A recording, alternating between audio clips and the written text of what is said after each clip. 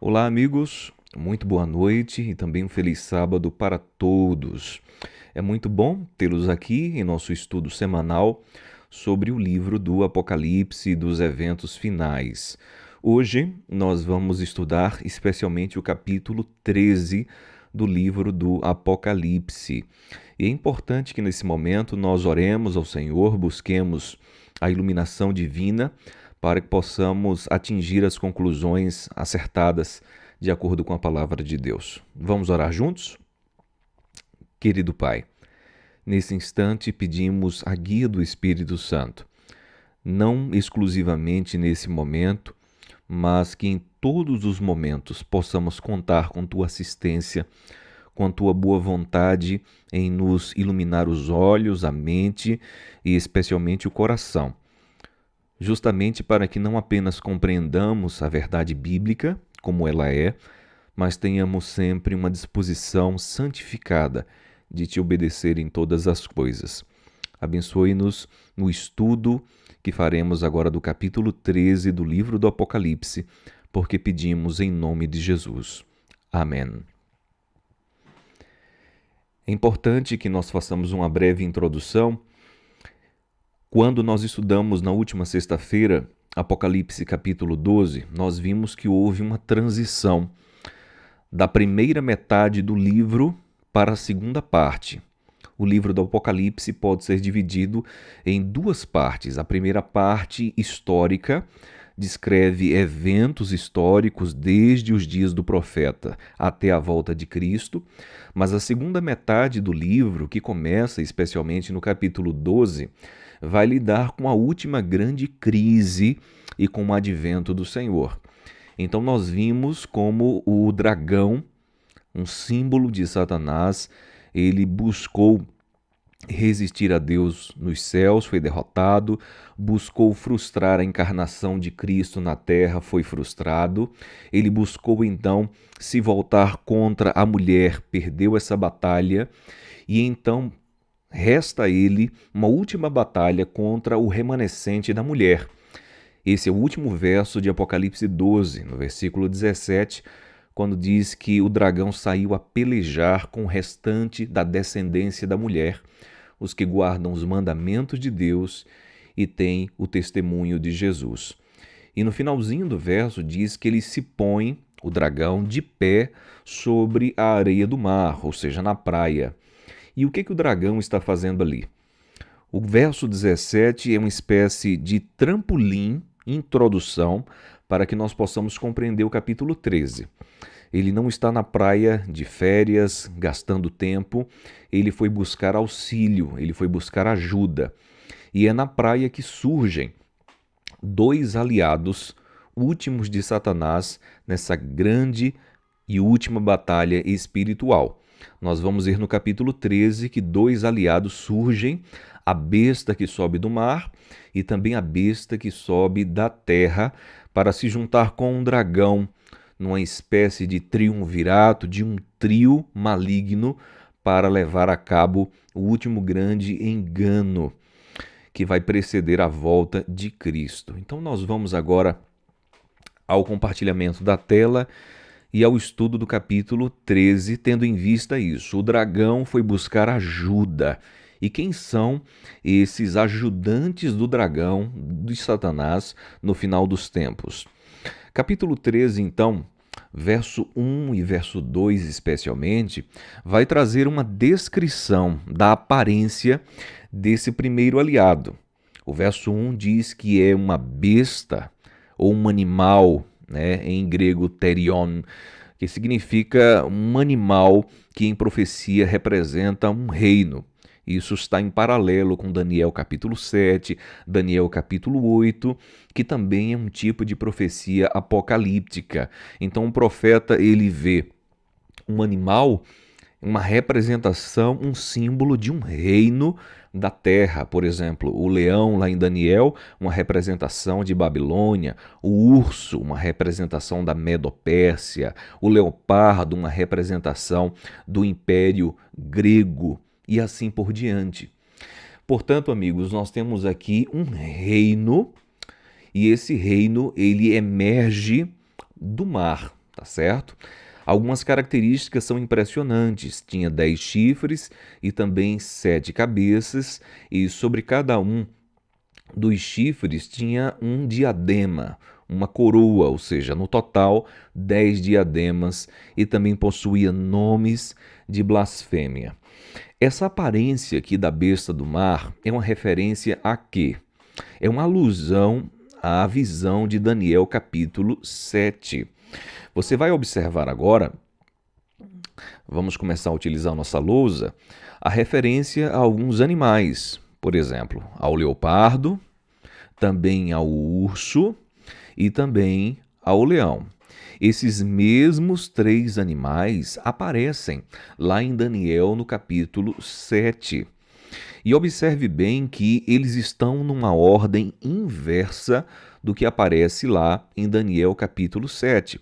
Em Daniel 7 nós temos a imagem ou a visão de 4 animais: o leão, depois o urso, depois o leopardo e por fim o quarto, que é um animal terrível e espantoso, que João não consegue, aliás, Daniel na ocasião, não consegue nem mesmo descrever.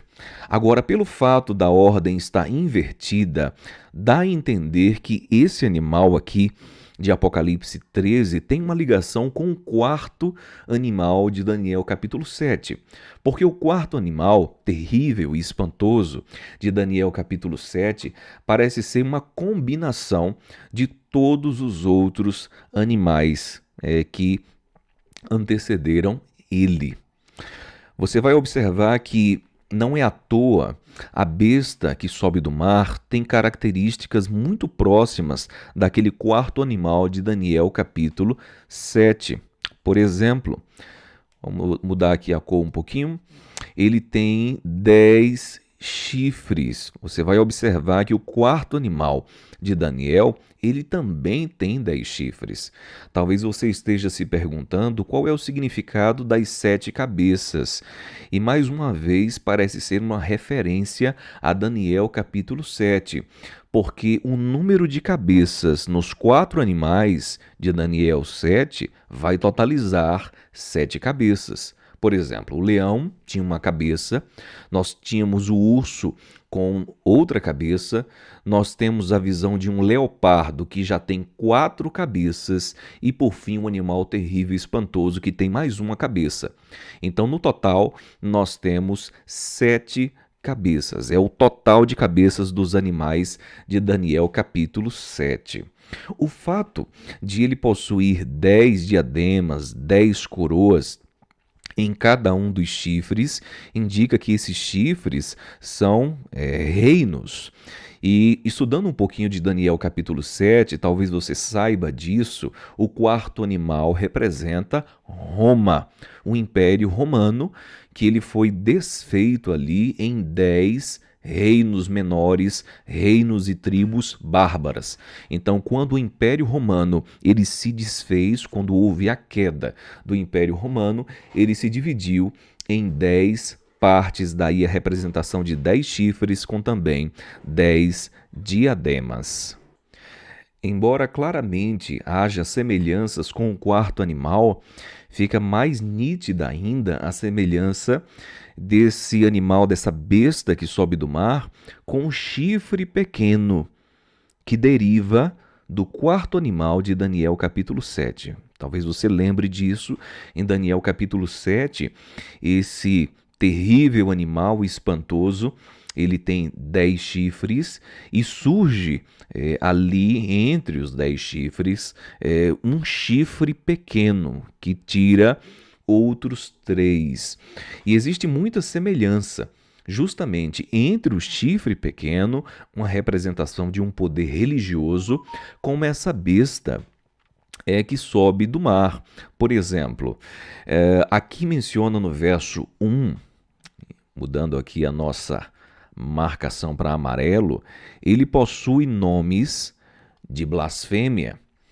Existem outras semelhanças, por exemplo, o versículo 5 diz que foi-lhe dado uma boca, e essa boca proferia arrogâncias e blasfêmias. Você se recorda como em Daniel, no capítulo 7, o chifre pequeno também tinha uma boca, era linguarudo e ele falava de maneira arrogante, blasfêmias contra Deus e se exaltava até o santuário de Deus. Uma outra característica marcante do chifre pequeno que vemos aqui na besta que sobe do mar é justamente o fato de perseguir o povo de Deus. Observe o verso 7 aqui, como existe uma menção, há uma permissão para que essa besta do mar pelejasse, lutasse, fizesse guerra com os santos de Deus e inclusive os vencesse. É a mesma imagem que nós temos em Daniel capítulo 7. E por fim, nós vemos também outra semelhança no tempo de atuação. Porque lá em Daniel capítulo 7 vai dizer que o chifre pequeno ele tem um tempo de atuação, que é um tempo, 2 tempos e metade de um tempo. Enquanto que aqui em Apocalipse 13, essa besta que sobe do mar possui um tempo de atuação, uma autoridade para agir durante 42 meses.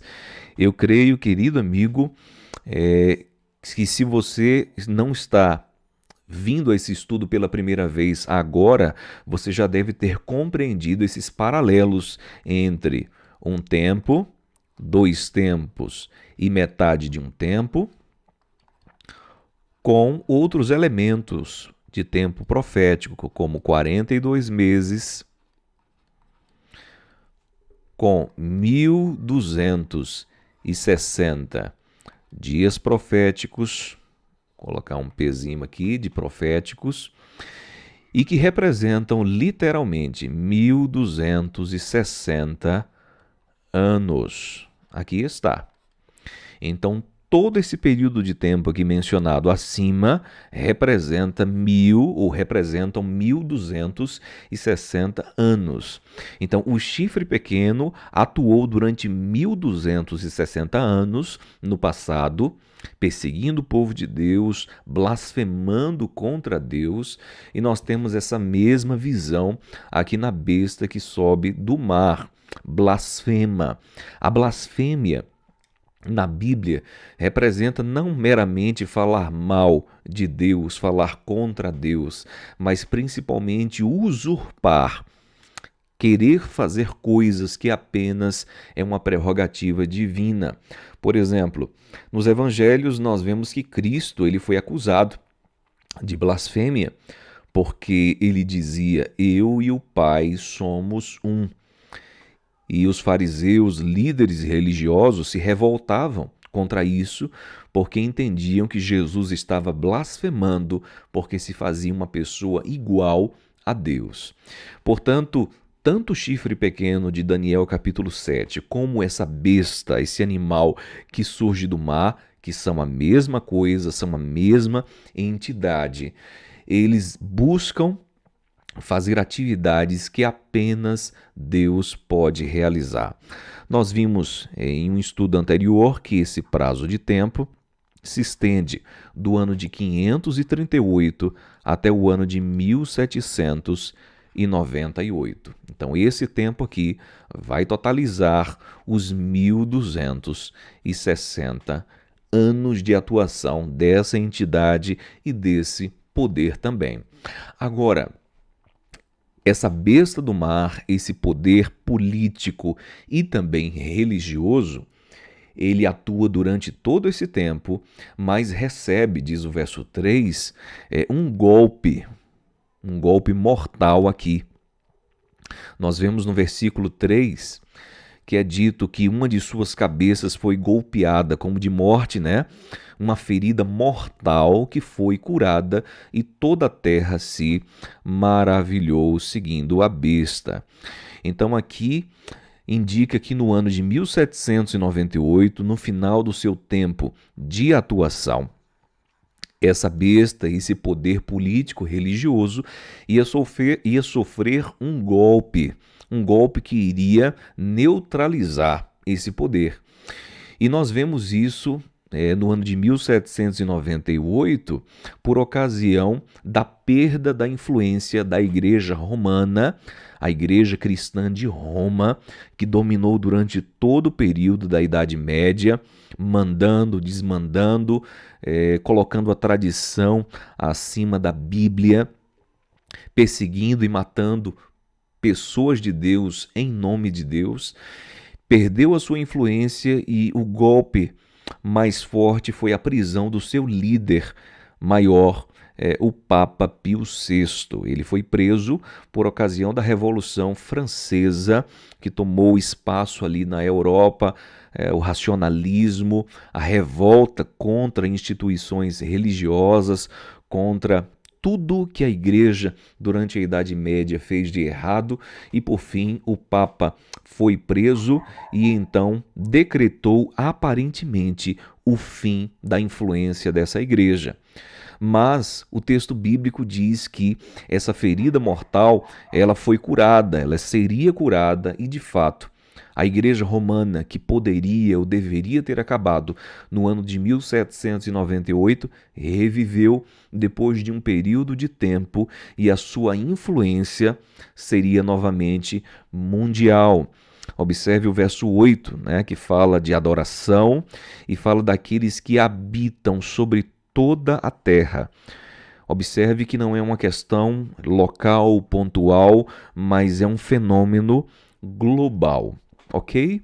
Então não resta nenhuma sombra de dúvidas de que essa besta que ela está saindo do mar é uma representação da Igreja Romana. A Igreja Romana, a união do poder civil e religioso que perseguiu, que matou, que fez tanto mal em nome de Deus. Se você der uma pesquisada aí na internet sobre a Inquisição, você vai ficar estarrecido com tanta maldade, como tantas coisas perversas foram feitas em nome de Deus, mas quem estava por detrás era justamente o dragão, Satanás, que deu o seu trono, o seu poder e a sua autoridade, diz o verso 2, a essa instituição. Esse é o primeiro aliado do dragão. Então agora nós vamos avançar para o segundo aliado, porque a Bíblia continua no versículo 11 a dizer o seguinte, que outra besta, outro poder, outro reino ou nação iria emergir, mas emerge da terra. Possuía 2 chifres, parecia-se com um cordeiro, mas falava e também agia como um dragão. Essa besta aqui está em contraste com uma outra besta. A primeira besta, ela surge das águas, ela surge do mar.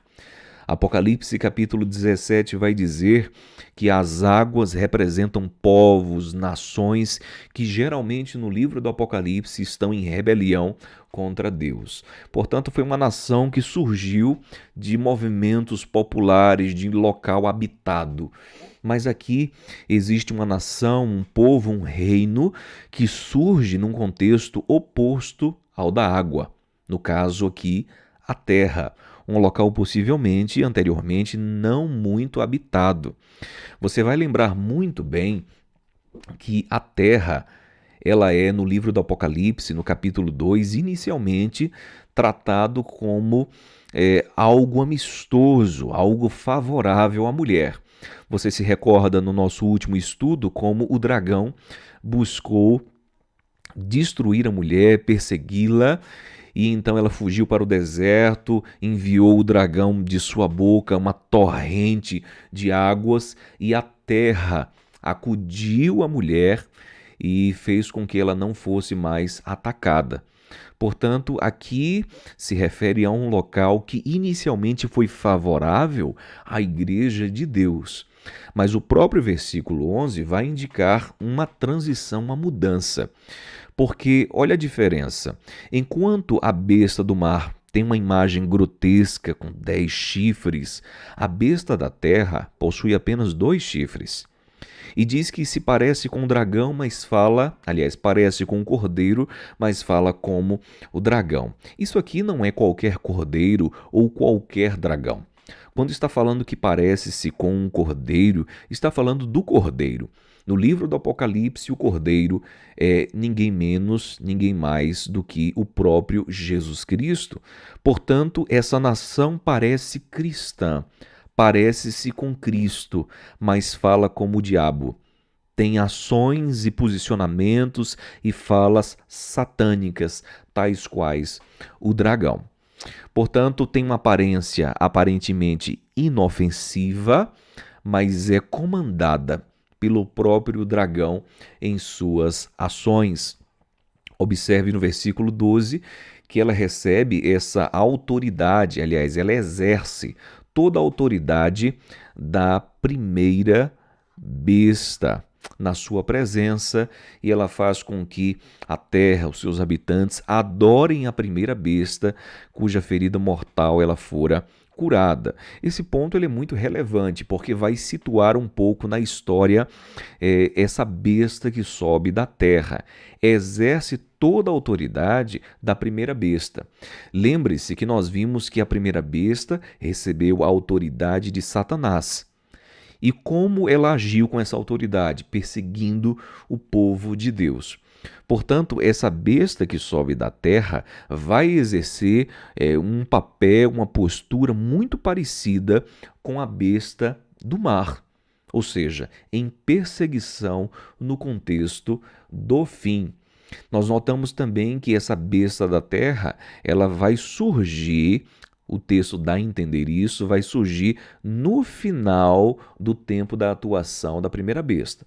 Houve uma primeira besta, atuação de 42 meses, que nós sabemos, 1260 anos, que acaba no ano de 1798. Então, no final desse período, vai surgindo uma nação que antes não era nada, era como terra vazia, e vai se tornando cada vez mais influente a nível mundial, e por fim, no final dos tempos, vai exercer essa autoridade, essa perseguição, vai ser uma cópia da primeira besta. O que a primeira besta fez, a besta do mar fez no passado, a besta da terra vai reproduzir no futuro. Nós vemos no versículo 13 que essa besta que sobe da terra, ela produz milagres, sinais, inclusive, diz o livro do Apocalipse, fazendo com que fogo desça dos céus. Essa questão dos milagres indicam que coisas sobrenaturais vão acontecer, vão se originar nessa nação e vai ter uma influência mundial. Algumas pessoas veem, inclusive, a influência do espiritismo, que nasceu na nação dos Estados Unidos da América, e como isso tem uma influência e vai ter um papel determinante no final dos tempos. O versículo 14 fala justamente desse poder de sedução que tem a besta da terra, justamente por ter essa capacidade de realizar milagres e prodígios. Bom, no versículo 14, algo chama a atenção. Essa besta da terra, ela vai então produzir ou vai ordenar que uma imagem à primeira besta ela seja feita. Aquela que foi ferida à espada e sobreviveu. É importante, antes de nós tratarmos da questão da imagem da besta, nós qualificarmos a besta da terra. Nós já temos uma descrição da imagem dela e um pouco da sua atuação. Só existe uma nação no mundo que tenha essas características. Só existe um reino da terra que, de fato, inicialmente foi favorável à mulher, à igreja, uma nação aparentemente e oficialmente cristã, mas que agem com uma postura não cristã.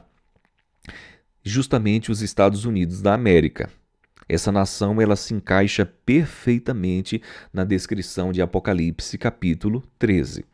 Então, trazendo em retrospectiva o panorama de Apocalipse 13, nós vimos que Satanás vai buscar ajuda, e essa ajuda ele encontra em duas instituições. Primeiro, A Igreja Romana, o catolicismo, isso não é um ataque à instituição, mas é uma comprovação histórica de que ela cumpre as palavras da profecia bíblica, e no final dos tempos haverá uma atuação muito forte, muito intensa dos Estados Unidos da América, tão forte quanto a Igreja Católica Romana produziu no passado. Pois bem, os Estados Unidos, então, a besta da terra, vai ordenar que uma imagem seja feita à besta. Qual é a representação ou o significado disso? Aqui nós temos uma visão nítida de Daniel, capítulo 3. Vocês devem se lembrar daquela ocasião onde os companheiros, amigos de Daniel, eles foram então postos à prova quando uma imagem, ela também foi erguida e foi ordenado que deveriam adorar essa imagem sobre o risco de morrer. Observe o verso 15, se não é assim, porque essa imagem, ela deveria ter fôlego, deveria ter vida, e quem não adorasse essa imagem da besta seria justamente morto. Aqui está a visão de que as pessoas que não adoram a imagem da besta deveriam morrer. É justamente essa referência a Daniel capítulo 3. Haverá restrição religiosa e as pessoas que se negarem a obedecer às imposições da nação americana, elas vão enfrentar a morte. Nós vemos também, inclusive, a partir do versículo 16, a questão da marca da besta, que é tão falada mesmo em meio não cristão. A partir do verso 16 diz que essa marca, ela vai ser colocada sobre todo tipo de pessoa, pequenos, grandes, ricos, pobres, livres, escravos, e é uma marca que é colocada sobre a mão direita ou então sobre a fronte. Nós temos aqui uma referência, uma lembrança à linguagem de Deuteronômio, no capítulo 6. Talvez o capítulo ou a porção bíblica mais importante para um judeu. E o que acontece ali naquele capítulo? No capítulo anterior, Deuteronômio 5, é colocado os mandamentos de Deus. E depois é dito que o povo de Deus deveria manter os mandamentos de Deus, tanto na mente, diante dos olhos, como uma lembrança, assim como na sua mão direita. Então, a mesma linguagem que é utilizada para se falar da lei de Deus, que deveria estar diante do povo de Deus, lá em Deuteronômio 6, é utilizada aqui em Apocalipse capítulo 13. Então, a marca da besta, ela se contrapõe à marca ou selo de Deus.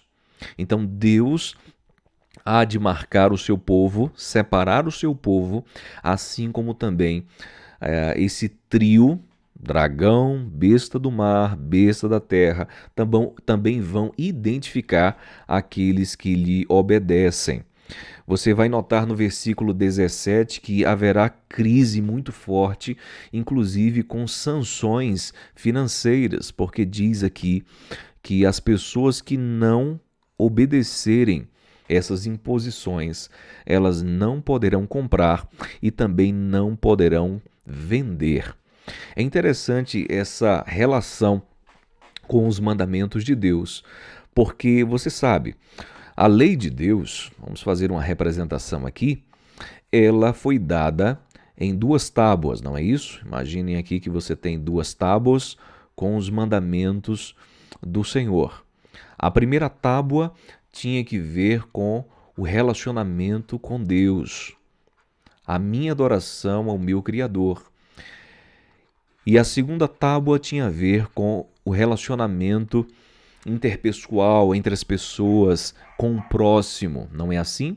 Portanto, os 4 primeiros mandamentos estavam na primeira tábua e os últimos 6 mandamentos estavam na segunda tábua. Você vai notar que existe menções indiretas a todos os mandamentos da primeira tábua.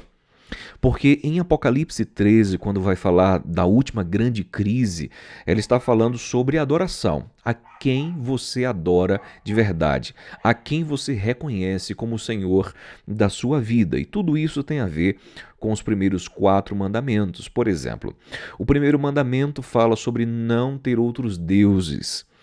E vimos aqui que a besta, ela é adorada e, por consequência, também o dragão. Então, uma quebra do primeiro mandamento. O segundo mandamento fala sobre imagens que não deveriam ser feitas e erguidas em nome de Deus. E nós vimos agora há pouco no verso 14, verso 15, como uma imagem, a besta, ela vai ser erguida. O terceiro mandamento fala sobre não tomar o nome de Deus em vão. E nós vimos no slide anterior, no último texto, que falava sobre os nomes de blasfêmias, tomar o nome de Deus em vão nessas circunstâncias, uma quebra do terceiro mandamento. Então nós temos um indicativo que a marca da besta tem uma relação com o quarto mandamento, que tem a ver com uma lembrança do dia de sábado. Nós vamos ver na próxima sexta-feira que Apocalipse capítulo 14 vai falar sobre a última ou as últimas mensagens de Deus. Então é como se Apocalipse 12 falasse, desse uma introdução histórica, falando do conflito do dragão contra o remanescente de Deus. No capítulo 13 se apresentam os aliados do dragão e como as coisas vão se proceder, e no capítulo 14 é como se fosse uma resposta da mensagem do povo de Deus e sua atuação no final dos tempos. E lá em Apocalipse capítulo 14, a terceira imagem ou a terceira mensagem angélica tem justamente algo contra a marca da besta, e toda a linguagem ali das 3 mensagens angélicas evocam a Deus como o Criador, como aquele que tem autoridade sobre todas as coisas, e são imagens que estão expressas especialmente no quarto mandamento. Portanto, o indicativo é que a última grande crise envolvendo a marca da besta e o selo de Deus tem a ver com o quarto mandamento da lei de Deus. Por fim, nós chegamos aqui ao versículo 18, o último verso, quando vai falar sobre o número da besta.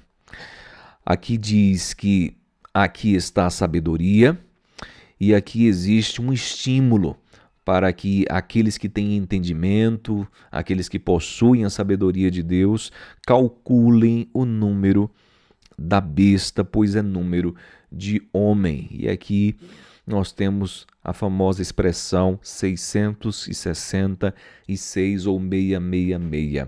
Bom, quando se fala sobre sabedoria, não está falando sobre inteligência. Então, quantas pessoas ao longo da história não tentaram buscar compreender esse assunto à luz da inteligência, fazendo cálculos, buscando cumprimentos históricos, mas na verdade aqui quando fala de sabedoria, não está falando meramente de inteligência.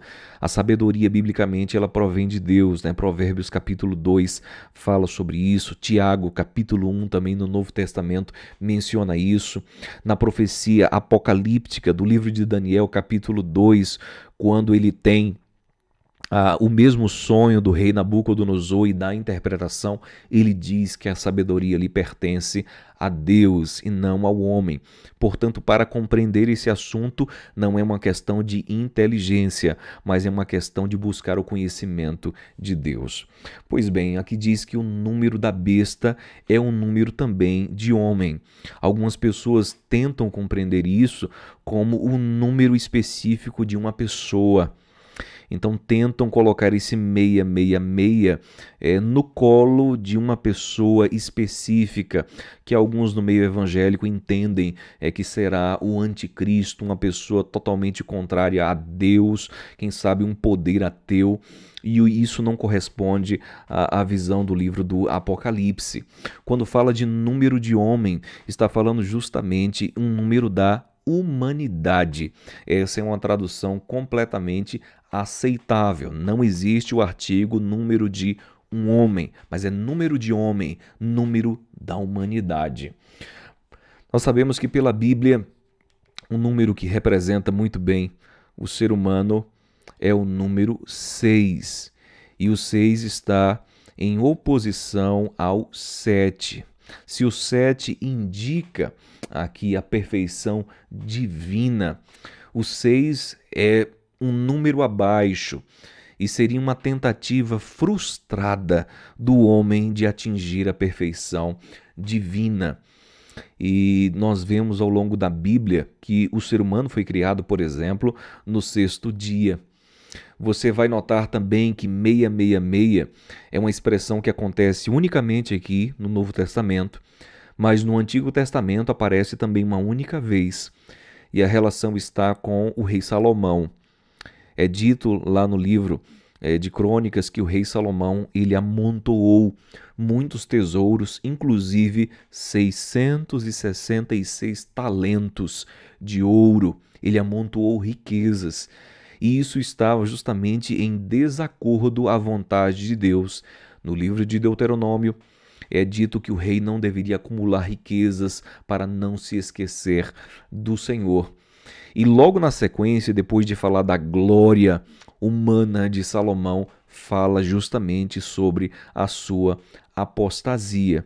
Portanto, quando se fala do número 6, número de homem, está falando do orgulho humano de buscar glórias para si, se afastando do seu Criador.